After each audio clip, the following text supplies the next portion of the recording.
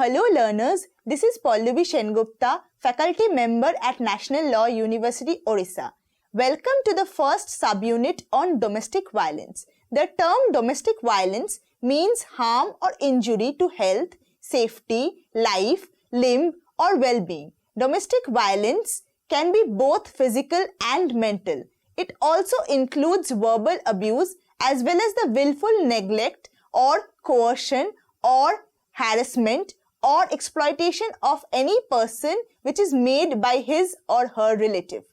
In this context, women are the most vulnerable as they generally fall victim to abuse or harassment in their homes. For married women, their situation worsens due to various reasons like the demand for dowry or because of their jobs or for not being able to bear children. Let's look at the various types of abuse now. Abuse can be either physical or sexual or mental or economic or a combination of all of them. Now, let's look at the prevalent law on domestic violence, which is currently the Protection of Women from Domestic Violence Act of 2005. This act would hereinafter be referred to as the Act of 2005. This act tries to provide justice to the aggrieved woman by rescuing the abused or harassed women and ensuring that they have an alternative recourse and by ascertaining their safety.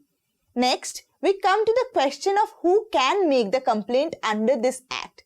Complainant can be anybody including the sufferer or her family member or her friend or even a concerned neighbor.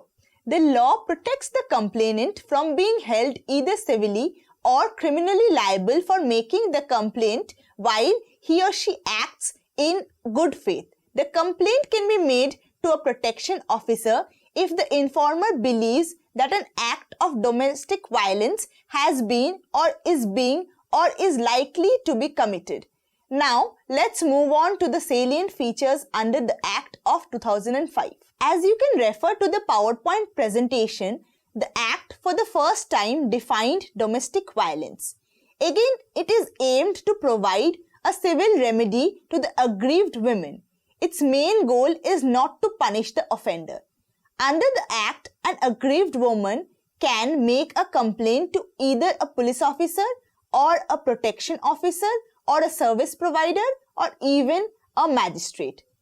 As for the rights provided under the Act, an aggrieved woman is entitled to legal aid, to medical aid as well as to a refuge in shelter homes. Further, in order to protect the aggrieved women, the magistrate can order for in-camera proceedings.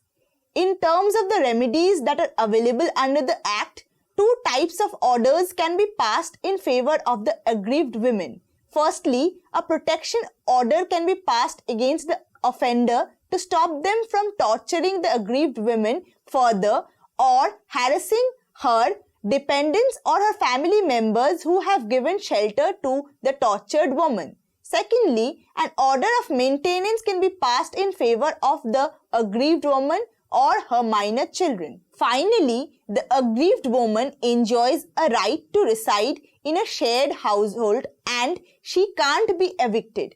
She also enjoys the right to claim interim compensation under the Act of 2005.